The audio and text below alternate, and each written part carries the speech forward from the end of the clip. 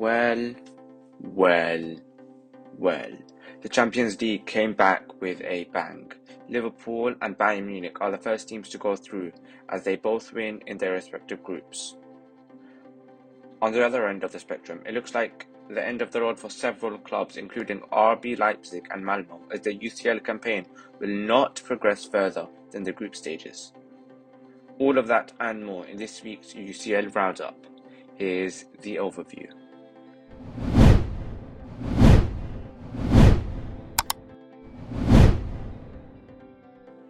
Early kick-off on Tuesday saw Malmo take on Chelsea, and the Blues were victorious 1-0 with a goal from Hakim Ziyech.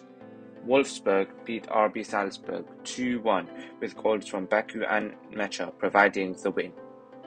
Villarreal beat Young Boys for the second time in a row as they won 2-0. Across to Italy, as Juventus played Zenit, a Dybala brace now means that he is the club's top Champions League goalscorer as he overtook Michael Platini, and he replicated his celebration as a sign of respect. Federico Chiesa and Alvaro Morata also scored in the game, while they conceded 2 from a Bonucci own goal and Sardar Azmoun in injury time to make the full-time score 4-2. German champions Bayern Munich played Benfica, and Lewandowski hit a hat-trick as well as an assist on his 100th Champions League appearance. He is now the competition's top scorer so far with 8 goals to his name. Goals from Sane, Gnabry, Morata and Darwin Núñez made the final score 5-2. As I mentioned earlier, Bayern Munich are currently one of the 2 teams that have guaranteed a spot in the Champions League knockout stages. In Italy, Atalanta played Manchester United. Ilicic scored early after De Gea made a mistake to let the goal in. Just before half-time though, Ronaldo equalised as a result of a superb team effort.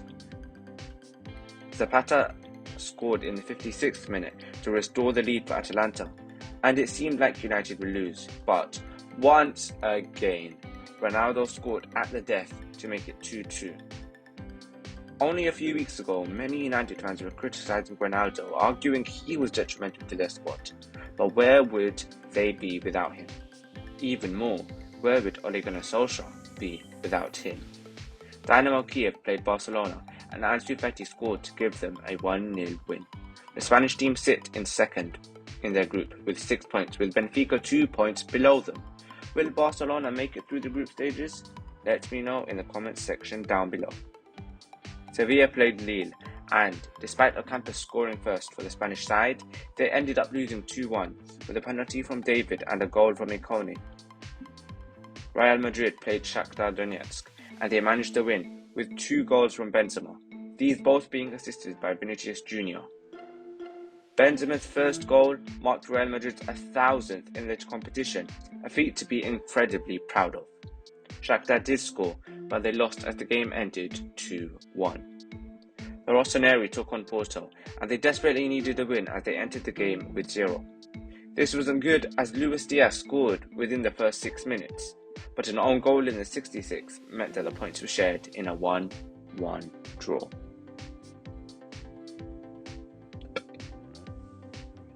Sporting Lisbon absolutely hammered Besiktas as they won 4-0 with goals from Sarabia, Paulinho and a double from Pedro Goncalves.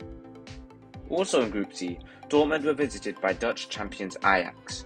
The German side were missing Haaland through injury, yet they managed to score first as Marco Reus converted from the penalty spot, not long after Hummels was sent off in a controversial manner.